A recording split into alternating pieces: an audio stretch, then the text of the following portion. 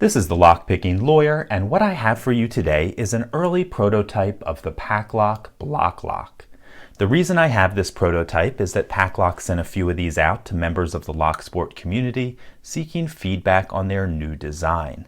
They were nice enough to send one to me with my logo engraved in it, and it just happens to be in my favorite color, die-cam blue. So let's take a closer look at this lock. At first blush, it appears to be a relatively standard shutter or sliding bolt style padlock, but there are a few unique things about it. The first is the lock body material. I've seen a whole bunch of shutter style padlocks made out of steel, a whole bunch made out of brass, even quite a few made out of cast zinc.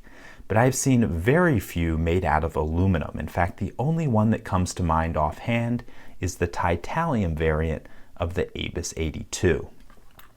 Another interesting thing about this lock is the fact that it appears to share the same core shackle assembly that you would normally find in a standard hidden shackle padlock like this. It appears that PacLock realized that they could take something right out of their parts bin and significantly decrease the time and expense of developing a shutter style padlock. Frankly, once I realized what they did, it made me sit back and wonder why no one else did it before, because it's a really obvious concept and seems to work pretty well. Another interesting thing about this lock are the mounting holes. You can see one in each corner, and that's on both sides of this lock, and it allows you to mount this directly to a door or door frame. This does two things. First, it ensures that you never lose the lock, and the other is that it turns this into a lock that can have one-handed operation. Now, this is not the most recent version of the PacLock block lock. They have at least one new prototype of the lock, and it was made after Bosnian Bill made a video with a few suggestions. So let me tell you what changes have been made since I got this lock. The first was to move the shackle out a little bit. If you look closely at this lock, you can see that there really isn't a whole lot of room between the shackle and the lock body, only about 8 millimeters here. And I think that does limit the usage of this lock. What PacLock did is move the shackle out quite a bit, and I believe on the newer version, there's about 22 millimeters behind the shackle. So that's a very good change. The next change they made was to reinforce the lock body right along this part right here. This is because Bosnian Bill was concerned that someone could cut through this portion of the lock relatively easily, and he demonstrated that quite aptly by cutting through this with a hacksaw in less than 40 seconds. PacLock responded by drilling a hole right about here, all the way down the lock body, and inserting a thick steel rod. That, of course, would make cutting this lock considerably harder. Okay, so now let's talk about some changes that we could make to this lock. Now, one of the first things I thought to do, I realized upon reflection probably wasn't practical, but in case you're thinking the exact same thing, I'm going to explain to you what that thought was and why I think it probably doesn't work. If you look at this lock, you can see we have a relatively narrow mouth to it, only about 15 millimeters. And a large usage of shutter style padlocks is to secure chains. And to do that, unless you have one in which the links fit through each other, you need to put two links of the chain into the lock. With a 15 millimeter opening, you would be limited to a relatively small chain, only about 7 millimeters. So my idea was to make the mouth a little bit wider. Unfortunately, what I think that would mean is that you could no longer share the core shackle assembly with the off-the-shelf PacLock, and which would kind of defeat the purpose of this lock. So while I think it would be nice to have a slightly wider opening, I also think it probably would not be practical. Another potential change would be to make the mounting system a little bit more robust. If we look at these holes, you can see they're relatively small. And there's a couple different ways that we could mount this lock, and in some of them, those holes and the screws that would be put into them would be load-bearing and would affect security. So I'd like to see them a little bit beefier. Now, one way to mount this lock would be right on the door, and you would have a hasp that would come through the door like this and then lock up. Now, if that's the way you mounted the lock, then those screws really don't affect security. They don't bear any load. If, however, you were to mount this on a door frame and have a hasp that comes into it like that, then all of a sudden those screws are load bearing and do affect security. And I'm a little bit concerned that they wouldn't be able to withstand a leverage attack. So there's a couple different ways to address that. One would be to enlarge those holes considerably, so you could use much beefier screws, more thread material, and make it a little bit stronger. Another idea I'm not sure would be practical, but that would be to put some through holes in here that would accept domed head bolts, similar to what you would see on the hasps for PacLocks. Again, not sure if that is a practical thing to do, but it would increase the mounting options for this lock. Now, the next isn't necessarily a commentary on this lock design. I think it's probably pretty good the way it is, but I couldn't help but to notice, looking at PacLock's website, that almost every single lock they sell is available in both steel and aluminum. And I think this lock would be pretty impressive if indeed they were able to make a steel variant of it. If they were able to do that, then all of a sudden you would stop competing with locks like this ABUS 83 and start competing with much, much beefier and more expensive locks like this Vero Thor. So it's something I would love to see. And if indeed they are able to make steel lock body variants of this, we probably also would want to see some steel anti-drill pins in here, because that then would probably become the weak link in this lock. Okay, that's all I have on this lock. Frankly, I think PacLock did a really nice job designing it, particularly with the new features. I think the movement of the shackle was an excellent suggestion by Bill and a good change by PacLock. And the reinforcement of the lock body is, I think, a class-beating feature. And when I say the class of this lock, I mean a non-steel lock body shutter lock with a corrosion resistant but soft lock body material, something like this ABUS 82. I've seen a whole lot of locks like this, including the American Lock C70, the Y model Y114, I'm sorry, the Yale model Y114, the CASP model 170, and not a single one of them have any sort of reinforcement in this area of the lock that could be pretty easily cut. So that's definitely an industry or class leading feature. So we're going to do a few fun things with this now. First, we are going to pick it open. Then of course I'll take it apart and show you what's inside. However, the other way we're going to open this, I think, is going to be a lot of fun. I got an email from Gregoire, the president of PacLock, and he was paying very careful attention to the comments on Bosnian Bill's videos. And a few commenters were concerned that the aluminum lock body could be melted easily. Now, aluminum does have a relatively low melting temperature, although it is at least a couple hundred degrees hotter than something like zinc. But Greg asked me if I had any experience with melting aluminum lock bodies, because apparently I'm the guy to go to when you deal with really strange and impractical ways to open locks. And it just so happens that this American 1100 lock was one that I put a plumbing torch to for about 2.5 minutes. And this was the result. So clearly you can get into aluminum padlocks using a normal non-oxygen torch. So that's what we're going to do to this one. We're going to see if we can get into it quickly in some sort of practical way using a normal plumbing torch. And I think probably the best place to apply the heat would be right here to this portion of the lock. That's where these two pins are held in. And if you don't know how a lock like this works, the rotating portion of the shackle engages with those two pins. So those pins are what holds this shackle closed. If I could melt just a little bit of aluminum right underneath them, we could pull this shackle open. So after we pick and gut this, we'll take this to the garage and we'll try that out. But first, let's get to picking. Now, something people should probably realize if they're into lock sport is that you can damage the outside of locks by picking. And what I often do is put a little tension wrench right in the bottom to give me something to lever my pick off of.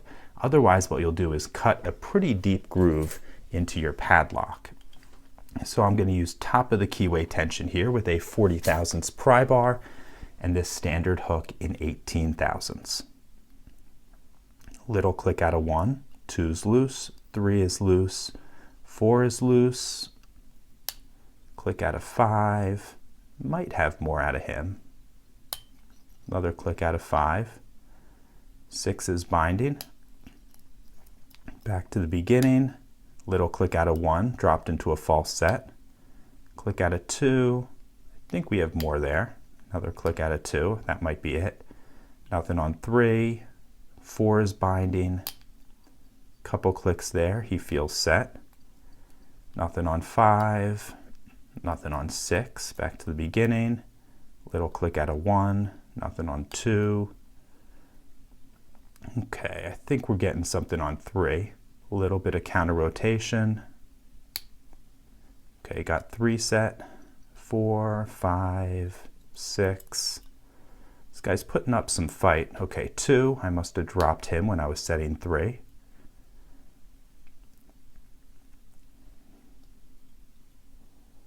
Okay, I think we got 2, 3. Okay, that's it. Back to the beginning. Nothing on 1. Maybe we need more out of 2. Nope.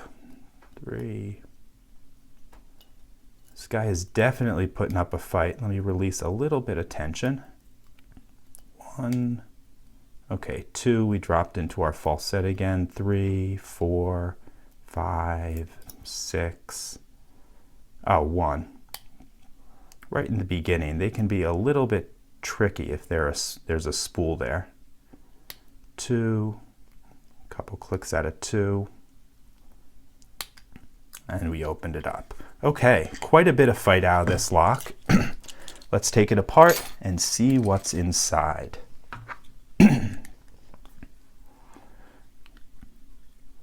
We can remove the core by taking a small Allen screw out here. In case you're wondering, that does not actually affect security. All that does is hold this mechanism in when it's in the unlocked position.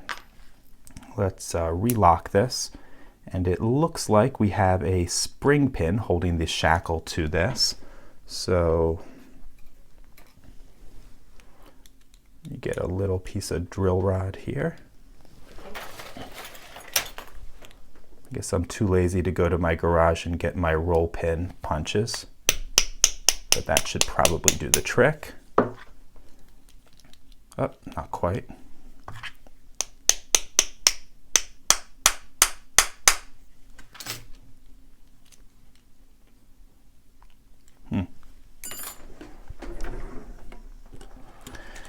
He's being a little bit shy. There we go.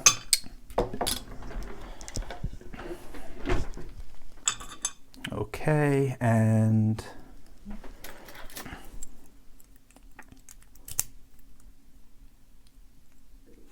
okay, we have one more screw up here on the top that we'll need to take out. Let's try this. Oh, perfect.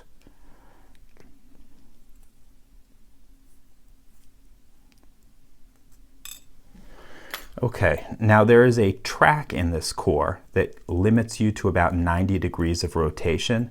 If I were to pull this out anywhere between, I'll say 1 and 3 o'clock, your pins would fall into that track and you would seize up the core. I think we'll be okay, however, if we turn it to about 11 o'clock. So let's do that, get a follower.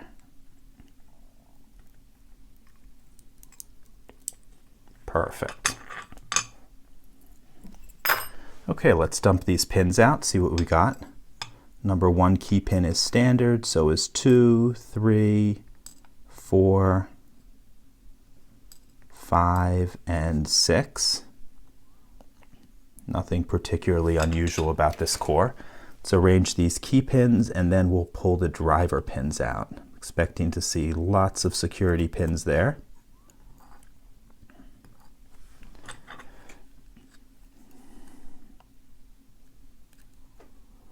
Okay, number 1 is a spool. 2 is serrated. 3 is a spool. 4 is serrated, or I'm sorry, 4 is a spool also. 5 is a spool. And 6 is standard, actually a long standard pin.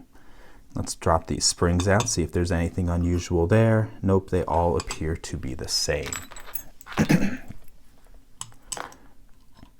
Okay, let me give you a close-up of all of these pins, and then I'll put everything together. We'll go out to the garage and see if we can melt this open. Okay, on the key pins, you can see they are all standard. On the driver pins, you can see we have 4 spools in slots 1, 3, 4, and 5, and a serrated pin in slot 2. Moving over to slot 6, we have a standard pin, but you can see it's considerably longer than all of the other driver pins. And I suspect the reason for that is that it's meant as an anti-bump measure. I'm not sure if that's right. Maybe PacLock can chime in on that. But what that will do is give you a lot more force down on that one pin stack and probably would be an effective anti-bump measure. Okay, that's it on this portion of the video. I'm going to cut it, put everything together, and I'll see you out in the garage.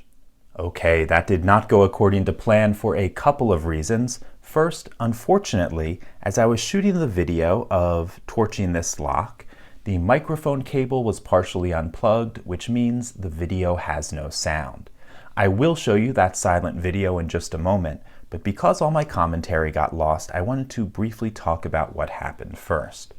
Now, if you're wondering why we have a brown lock when we started off with a blue one, it's because the heat of the attack either burned away or significantly scorched the dyes that were used in the anodizing process.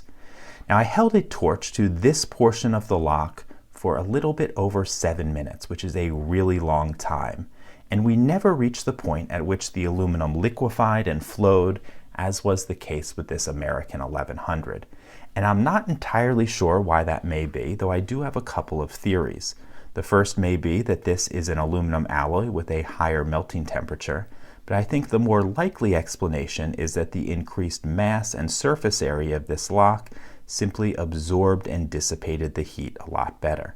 And the reason I think that might be the case has to do with the colors of this lock post-attack. If we look up here, you can see it is almost white. All of the dyes were almost completely burned away. And if you follow it down further away from the torch, you can see that it becomes darker and darker. Now let's compare that to this American 1100, which started out its life as a brown anodized lock. And in my melt attack, you can see all of the anodizing dyes completely burned away, almost like we have right on the tip of this lock. That indicates to me that this lock got to a higher temperature than this one. And given that I was using the exact same torch and the same bottle of gas, I think the best explanation for why that might be is that the increased mass absorbed and dissipated the heat. Now, once I realized that we weren't going to melt this open, what I did was take a pair of pliers and take advantage of the fact that the heat significantly softened the aluminum to bend this portion of the lock back, and I was able to get it open. But I think as you watch the video, you'll probably come to the same conclusion that I did, and that is this is far from being a practical attack, particularly on the street where you don't have the lock in a vise. So PacLock, I think you have a winner here, particularly with the changes that you made after Bosnian Bill's video. And this is a lock that I would not hesitate to use. And if you do ever make a steel version of it, you definitely would have a customer in me. So we are going to play the silent video of the melt attack now. But if you do have any questions or comments, please put them below. If you like this video and would like to see more like it, please subscribe. And as always, have a nice day. Thank you.